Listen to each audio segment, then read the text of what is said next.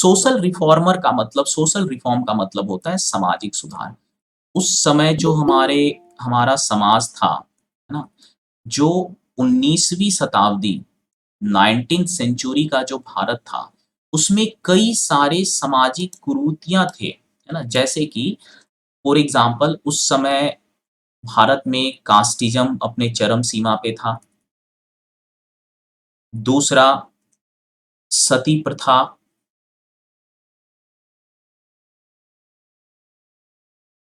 तीसरा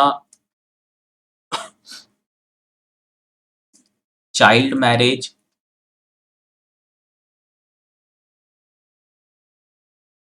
चौथा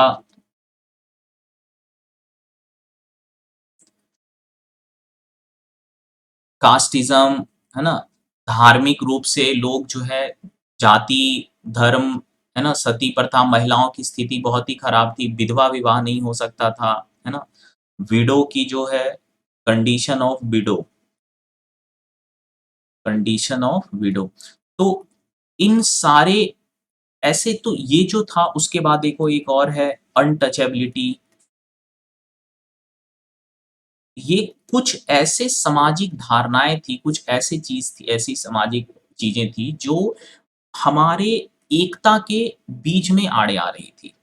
भारत के दोस्त जब तक अगर लोग कास्टिज़्म में बँटे रहेंगे, धर्म के अनुसार बँटे रहेंगे, तब तक भारत एक नहीं हो सकेगा और भारत एक नहीं हो सकेगा तो फ्रीडम स्ट्रगल कौन करेगा? कौन अंग्रेज़ से जब तक भारत एक नहीं होगा, तब तक अंग्रेज़ राज कर सकता है। तो भारत का जो स्वतंत्रता आंदोलन स्टार्ट हुआ, उसके लिए ये बहुत ही महत्वपूर्ण काम आया। इन सब चीज़ों के आगे आकर के ही तो स्वतंत्रता आंदोलन जब गांधी स्वतंत्रता भारत के स्वतंत्रता की लड़ाई में जब गांधी आते हैं, तो उन्होंने भी इन सारे पहलू पे, है ना? काफ़ी ज़्यादा काम किया। कास्टिज़्म गांधी का सबसे ज़्यादा जो उन्होंने काम किया वो इस पे, अनटचेबिलिटी जो छुआ-छात की हम लोग सुनते थे कि बहुत सारे ऐसे कास्ट थे भारत में, अभी भी हैं जिनको लोग अछूत मानते थे कि इनको इनके संपर्क में आने से हमारा जो धर्म है वो दूषित हो जाएगा। तो ये सारी तरह की जो चीज़ें थी इसमें अब एक चाइल्ड मैरेज था, आप सब लोगों को पता है कि कम उम्र में बच्चियों की शादी करा दी जाती थी।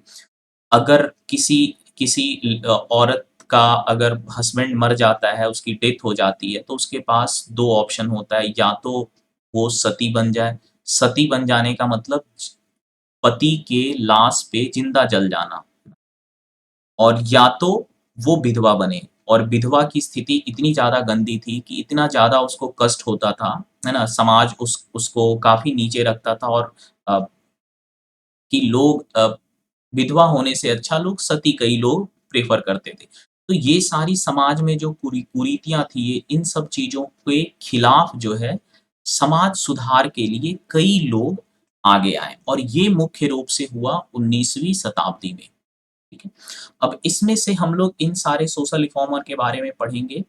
प्रमुख नाम जो है वो सबसे इम्पोर्टेंट है राजा राम मोहन राय। इसको फादर ऑफ मॉडर्न इंडिया भी कहते हैं।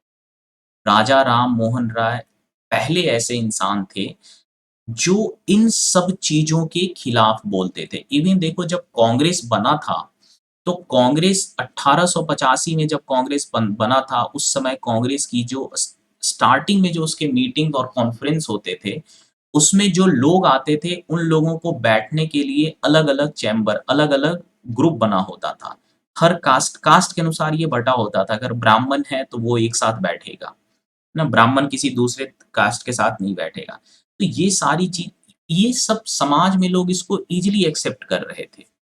लेकिन राजा राम मोहन राय ने इन सब चीज़ों के खिलाफ आवाज़ उठाई। तो प्रमुख समाज सुधारक जो भारत के हैं, उसमें राजा राम मोहन राय का नाम बहुत ही प्रमुख है।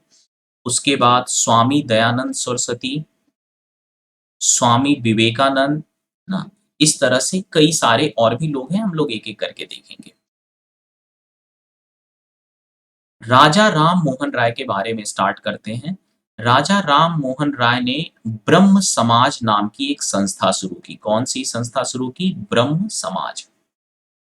इनका जन्म 1772 में बंगाल के क्षेत्र में हुआ था। 1772 ईस्वी में बंगाल में हुआ था। इन्हें भारत का पहला आधुनिक इंसान माना जाता है। He is considered as the first modern man of India. इनकी सोच आधुनिक थी। इनको हिंदू धर्म, इस्लाम धर्म, क्रिश्चियन धर्म इन सब के बारे में काफ़ी इनको नॉलेज था। इन्होंने बाइबल को पढ़ा था, हिंदू धर्म की सारी किताबें, इस्लामिक धर्म की सारी किताबें, इन सब धर्म को किताबों को उन्होंने पढ़ा था। इन्हें इंग्लिश भाषा, संस्कृत भाषा, पर्शियन भाषा, अरेबिक भाषा, फ्रेंच भाषा, लैटिन भाषा, ग्रीक भाषा, हिब्रू भाषा, कई सारे भाषाओं का इनको ज्ञान था और इन सारी धर्म की किताबों को इन्होंने पढ़ा, है ना? और पढ़ करके कई सारे कंक्लूजन निकाले कि रिलीजन जो है ना?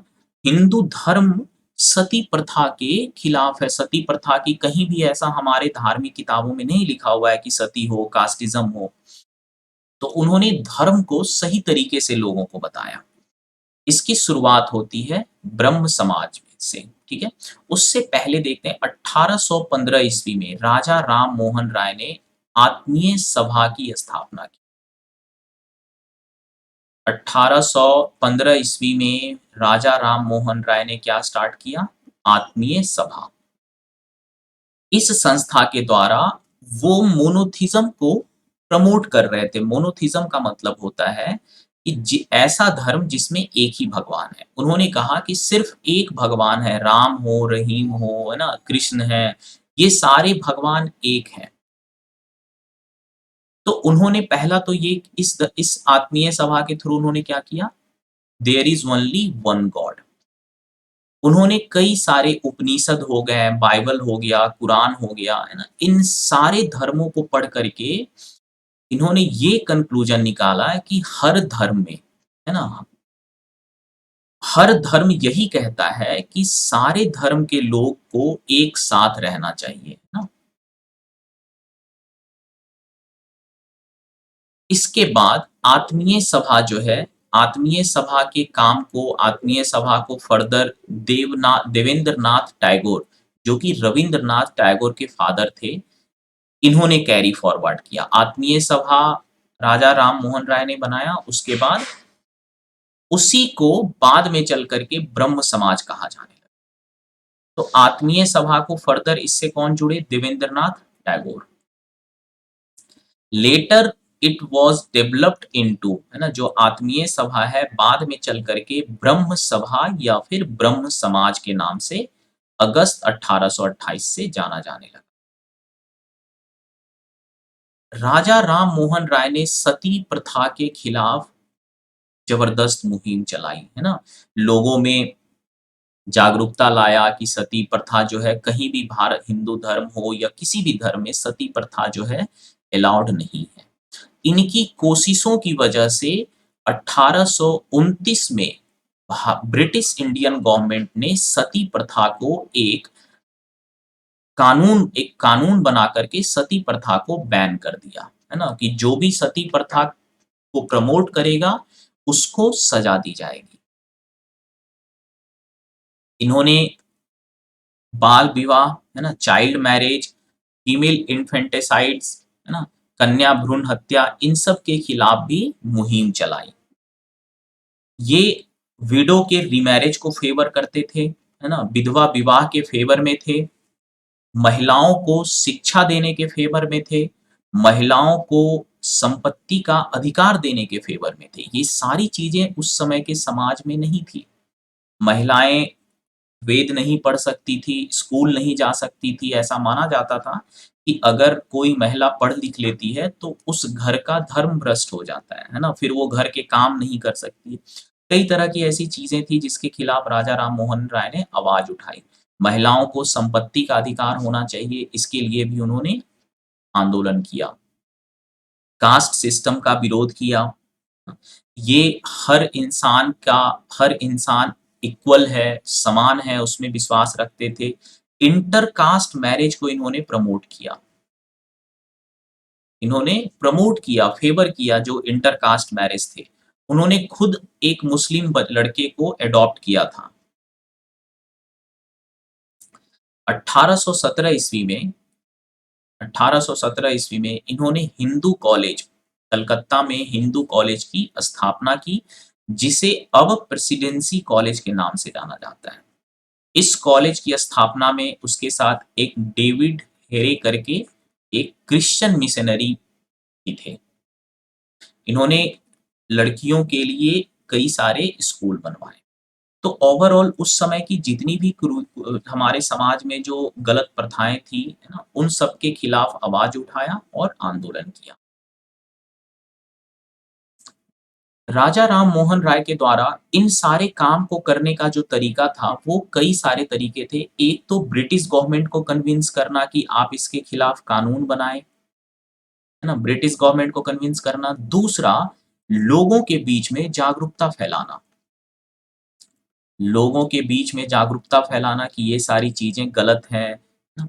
तो इसी पर्पज़ से उन्होंने पहला बंगाली साप्ताहिक शुरू किया, फर्स्ट बंगाली वीकली, वीकली का मतलब साप्ताहिक, है ना? जो वीकली मैगज़ीन्स होते हैं उसके बारे में। पहला बंगाली मैगज़ीन संवाद कौमुदी के नाम से 1819 ईस्वी में शुरुआत किया उन्होंने। तो ये इसका नाम याद रखना है। कुछ महत्वपूर्ण जो लोग रहे, समाज सुधारक और फ्रीडम फाइटर्स जो रहे, वो अपने कुछ-कुछ न्यूज़पेपर स्टार्ट किए या कुछ मैगज़ीन स्टार्ट किए हैं, उनके बारे में क्वेश्चन पूछा जाता है। तो 1819 में राजा राम मोहन राय ने संवाद कौमुदी नाम से एक साप्ताहिक शुरुआत किया। राजा राम मोहन राय की डेथ हो जाती है इंग्लैंड में 1833 ईस्वी में। इसके बाद हमने देखा था कि कैसे आत्मीय सभा जो राजा राम मोहन राय ने बनाया था, उसमें जो उनके बाद इस आत्मीय सभा को जो कैरी फॉरवर्ड आगे लेकर के गए, वो थे देवेंद्रनाथ टैगोर। इनका जन्म 1817 ईस्वी में बर्दवान, बंगाल में हुआ था। ही जॉइंड आत्मीय सभा एंड बाद में जिसे रीनेम कर दिया गया ब्रह्म समाज के रूप में। अब देखो क्वेश्चन अगर पूछा जाए कि ब्रह्म समाज के फाउंडर कौन थे? ब्रह्म समाज के फाउंडर कौन थे? तो हम देवेंद्रनाथ टैगोर नहीं लिखेंगे, क्या लिखेंगे? राजा राम मोहन राय। क्योंकि राजा राम मोहन राय ने आत्मीय सभा बनाया था, आखिर उसी को तो सिर्फ रीनेम तो किया गया। तो आत्मीय सभा और ब्रह्म समाज दोनों एक ही है। पहले आत्मीय सभा नाम था, बाद में उसका ब्रह्म समाज हो। देवेंद्रनाथ टैगोर ने एक नई संस्था का स्थापना की, जिसका नाम है तत्वबोधिनी सभा 1839 ईस्वी में। तत्वबोधिनी सभा 1839 ईस्वी में देवेंद्रनाथ टैगोर के द्वारा स्टार्ट की गई। ये एक तत्वबोधिनी पत्रिका भी प्रकाशित करते थे, जिसमें वो अपने आइडियाज़ को, अपने विचार को उसके थ्रू फैलाने का उन्होंने कोशिश किया।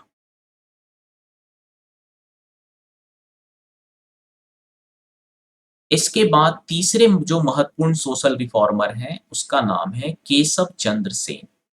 ये सारा आप अगर देख रहे होगे ध्यान से, ये सारे इम्पोर्टेंट जो रिफॉर्मर हैं ना, ये ज़्यादातर बंगाल, उस समय बंगाल जो है वो सबसे मोस्ट सुखी संपन्न भारत का क्षेत्र हुआ करता था। 1838 में केशव चंद्र सेन जो है बंगाल में इनकी जन्म होती है। देवेंद्रनाथ टैगोर के बाद केशव चंद्र सेन जो है वो ब्रह्म समाज का काम सँभालते हैं। सबसे पहले राजा राम मोहन राय ने जी फाउंड किया ब्रह्म समाज को, उसके बाद देवेंद्रनाथ टैगोर आए और तीसरे जो उसके बाद आया उसको हेड किया वो केशव चंद्र सेन। बाद में चल कर के 1866 ईस्वी में इन्होंने स्टार्ट किया ब्रह्म समाज ऑफ इंडिया। अब इस यहाँ पे 2 नाम आ गए हैं कि ब्रह्म समाज की शुरुआत किसने की? ब्रह्म समाज के संस्थापक कौन थे? तो राजा राम मोहन राय। भारतीय ब्रह्म समाज के संस्थापक कौन थे? तो आंसर होगा केशव चंद्र सेन। तो डिफरेंस का ध्यान रखना, ये लोग को बड़ा मजा आता था, बहुत सारे अखबार, है ना? और संस्था बन बन गए स्वतंत्रता आंदोलन के दौरान, अंग्रेज के दौरान उस समय। तो ये सब का नाम में कहीं-कहीं पे बहुत सिमिलर नाम भी है। तो ब्रह्म समाज ऑफ इंडिया केशव चंद्र सेन के द्वारा 1866 में स्टार्ट किया गया। उसके बाद एक और संस्था जिसका नाम है इंडियन रिफॉर्म एसोसिएशन। इसके भी संस्थापक केशव चंद्र सेन ही हैं, जो कि 1870 ईस्वी में इसकी स्थापना की गई। इसकी इंडियन रिफॉर्म एसोसिएशन की इंडियन रिफॉर्म एसोसिएशन की स्थापना 1870 में केशव चंद्र सेन के द्वारा की। इसके बाद एक बड़ा ही इम्पोर्टेंट नाम है, एक मूवमेंट था जिसका नाम है यंग बंगाल मूवमेंट। ये शुरू किया गया था हेनरी विवियन डेरोजियो के द्वारा। ये नाम को ध्यान रखना थोड़ा सा डिफिकल्ट है, लेकिन याद रखना है। हेनरी विवियन डेरोजियो, इनके द्वारा एक मूवमेंट स्टार्ट किया गया था, young Bengal movement. Henry Vivian Derozio जो है वो एंग्लो इंडियन पोएट थे। एंग्लो इंडियन का मतलब कि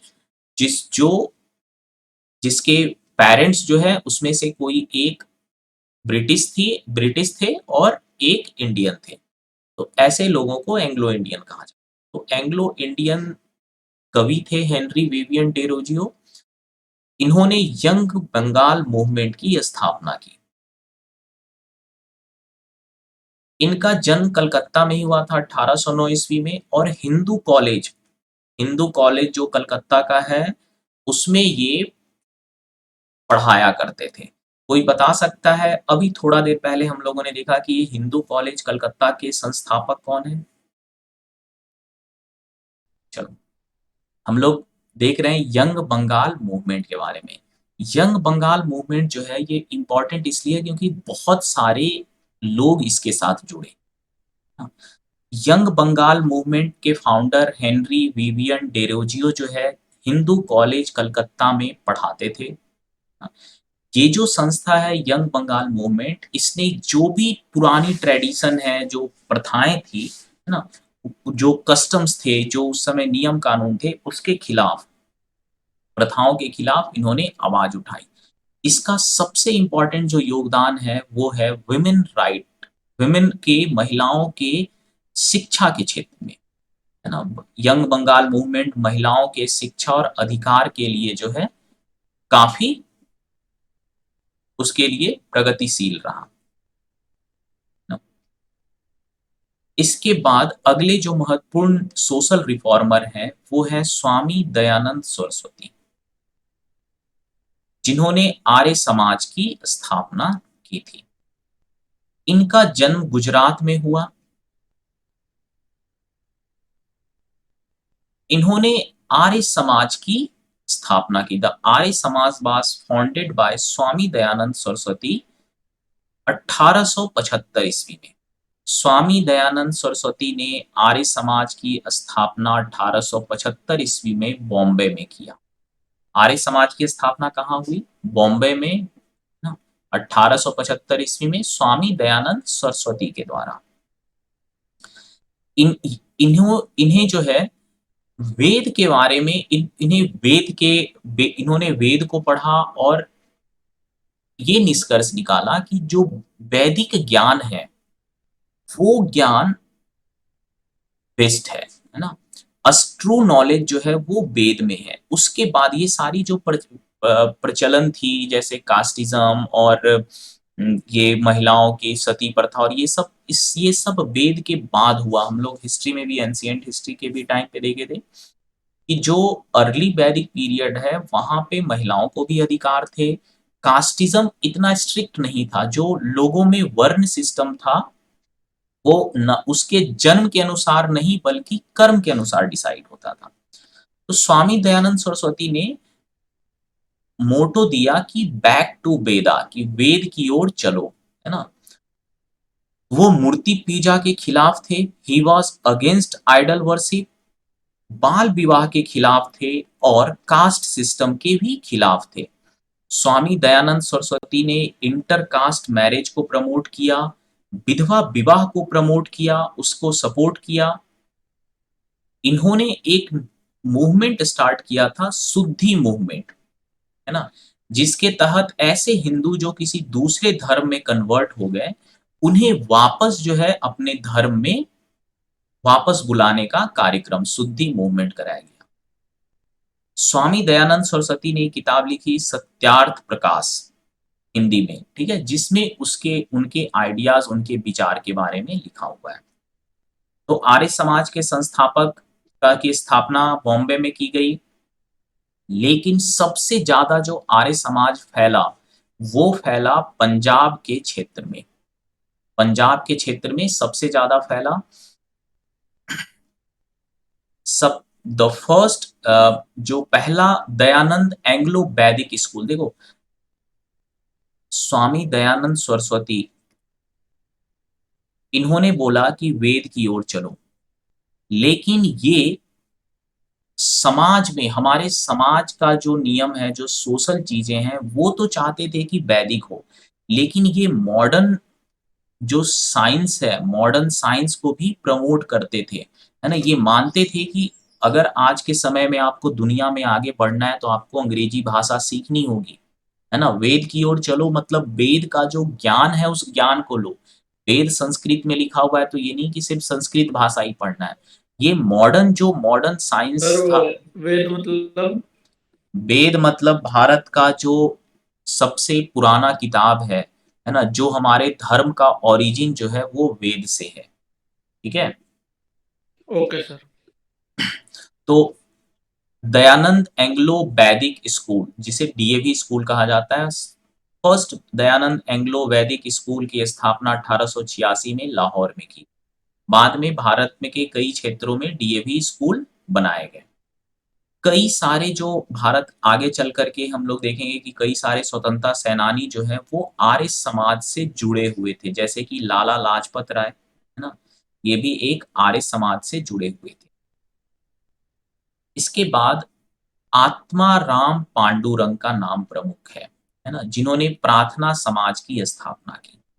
प्रार्थना समाज 1867 ईस्वी में मुंबई में इसकी स्थापना हुई।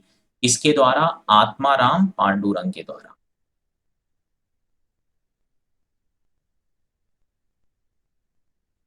ये भी ये जो रिफॉर्म मूवमेंट था, ये भी मोस्टली जो है एंटी कास्टिज्म के खिलाफ था, है ना? इंटर कास्ट मैरिज, है ना? विडो का जो विधवा पुनः विवाह है, उसको प्रमोट, उसको सपोर्ट किया गया। महिलाओं का अपलिफ्टमेंट, है ना? डिप्रेस्ड क्लास जो है, इन सब के अधिकार के लिए काम किया गया प्रार्थना समाज में। बाद में चल करके एमजे रेनाडे और आरजी भंडारकर भी इससे जुड़े। तो आपको बस ये याद रखना है कि आत्माराम पांडुरंग ने प्रार्थना समाज की स्थापना की। इसके बाद स्वामी विवेकानंद आते हैं। स्वामी विवेकानंद जिन्होंने रामकृष्ण मिशन की स्थापना की है। स्वामी विवेकानंद का ओरिजिनल नाम जो है वो है नरेंद्र नाथ दत्त। ये रामकृष्ण परमहंस के शिष्य थे। रामकृष्ण परमहंस जो है, इनके कॉलेज में अंग्रेजी के अध्यापक थे। विवेकानंद के कॉलेज में रामकृष्ण परमहंस जो है इंग्लिश के प्रोफेसर थे। अ, इनका जन्म एक बहुत ही समृद्ध बंगाली फैमिली में हुआ था। बाद में ये इनकी एजुकेशन, पढ़ाई, सारी फॉर्मल पढ़ाई हुई, और एक सवाल था कि क्या भगवान है? इस सवाल में विवेकानंद जो है, नरेंद्र नाथ दत्त, वो फँस जाते हैं, और इसी सवाल का जवाब वो बहुत लोगों से पूछते हैं। पर राधा कृष्ण जो रामकृष्ण ने जो जवाब दिया, उससे इंस्पायर्ड होके विवेकानंद उसी चीज़ को आगे बढ़ाने की कोशिश में लग जाते हैं। जब रामकृष्ण परमहंस की मृत्यु हो जाती है, तो विवेकानंद और उसके कई सारे साथी जो रामकृष्ण परमहंस के शिष्य थे, उन सब लोग मिल करके इसको, रामकृष्ण के आइडिया को फैलाने के लिए रामकृष्ण मिशन बनाया जाता है। ठीक है? ये जो इन्होंने जिस चीज़ का को ये जिस चीज़ की को प्रमोट करते थे, जिस आइडिया को, जिस फिलॉसफी को, उसका नाम है वेदांतिक फिलॉसफी। वेदांतिक फिलॉसफी जो है, उसको प्रमोट किया जाता था विवेकानंद के द्वारा। इन्होंने कास्ट सिस्टम के भी को का अपोज किया। ना? जो हिंदू धर्म में जो रिचुअल्स हैं, सेरेमनीज़ हैं, इन सबको भी अपोज़ किया। विवेकानंद के बारे में आपको ये पॉइंट भी ध्यान रखना चाहिए कि 1893 ईस्वी में वो जो वर्ल्ड पार्लियामेंट था, जो रिलीजन का वर्ल्ड पार्लियामेंट ऑफ रिलीजन जो है किया गया था शिकागो, अमेरिका में, ठीक है? तो पार्लियामेंट ऑफ रिलीजन का मतलब है कि पूरे दुनिया से धार्मिक लोगों को बुलाया गया था, जो लोग रिलीजियस लीडर थे, उन लोगों को बुला करके चर्चा करा गई थी। कॉन्फ्रेंस था ये डिफरेंट रिलीजन का, हाँ, जहाँ पे कि स्वामी विवेकानंद पार्टिसिपेट करते हैं और हिंदू धर्म के बारे में, वेदांतिक फिलॉसफी के बारे में बताते हैं और अगले लगभग 2 ढाई सालों तक वो अमेरिका में ही रह करके वेदांतिक जो फिलॉसफी है उसको प्रमोट करते हैं। तो 1893 को याद रखना है, 1893 में स्वामी विवेकानंद ने पार्लियामेंट ऑफ रिलीजन जो कि शिकागो में हुआ था, वहाँ पे शिरकत की।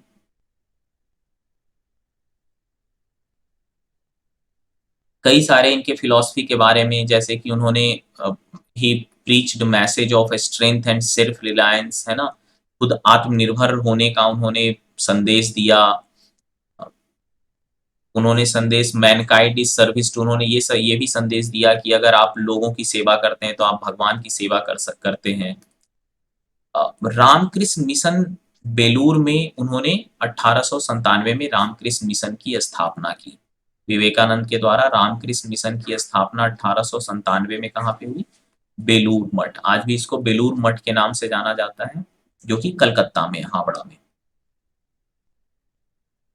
इसके अलावा एक और संस्था महत्वपूर्ण है जिसका नाम है थियोसोफिकल सोसाइटी।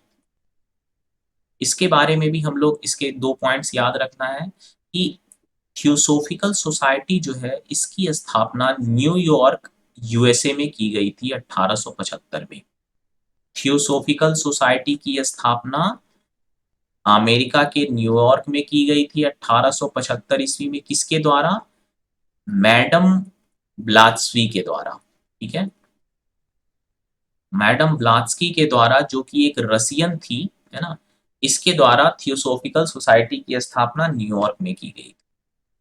ये संस्था बाद में चल करके 1882 में ये संस्था भारत आती है और इसका मुख्य काम जो है वही है कि जो धार्मिक जो है उन सब चीज़ों को फैलाना कि हर धर्म एक है, ना? ब्रदरहुड ऑफ मैन, कि किसी भी धर्म के हो आप, लेकिन भाईचारा होना चाहिए, एकता होना चाहिए। तो 1882 में थियोसोफिकल सोसाइटी जो है उसको मद्रास में ओपन किया गया। बाद में 1893 में एनी बेसेंट जो है इस संस्था से जुड़ती है।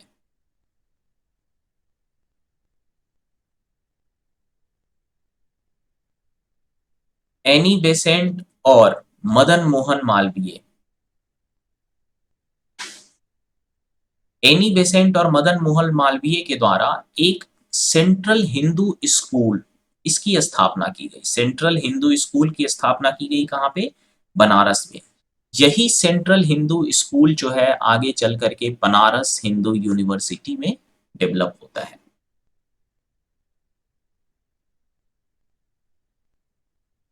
इसके बाद एक ईश्वर चंद विद्यासागर, इनका भी नाम प्रमुख है। इनका जन्म 1820 में हुआ था मिदनापुर, बंगाल में। विद्यासागर ने कई सारे स्कूल की स्थापना की महिलाओं के लिए, है ना? विद्यासागर, जो ईश्वरचंद विद्यासागर हैं, इनका प्रमुख योगदान विडो रिमैरिज, है ना? विधवा विवाह के लिए को लीगलाइज करने के में इनका बहुत ही महत्वपूर्ण योगदान है। इन्होंने चाइल्ड बाल विवाह के खिलाफ जो है आंदोलन किया। विधवा रीमैरिज, विडो रीमैरिज को सपोर्ट किया, है ना? जो फाइनली 1856 ईस्वी में एक विडो रीमैरिज एक्ट बनाया जाता है, जिसके तहत विडो जो है उसका रीमैरिज को लीगल कर दिया जाता है। उसके बाद एक ज्योतिबा फूले, है ना? इन्होंने स्थापना की सत्य शोधक समाज की। सत्य शोधक समाज जो है वो मेनली इसका काम क्या होता था? कास्ट सिस्टम के अगेंस्ट फाइट करना। 1873 ईस्वी में ज्योतिबा फूले ने सत्य शोधक समाज की स्थापना की। किस पर्पज से? कास्टिज्म के खिलाफ लड़ाई की, उसके खिलाफ आंदोलन की। तो आज की क्लास में यहीं तक रखते हैं। कल जो है थोड़ा सा इसका और बचा हुआ है, इसके बाद हम लोग फ्रीडम स्ट्रगल जो है, स्वतंत्रता आंदोलन के बारे में स्टार्ट करेंगे, है ना?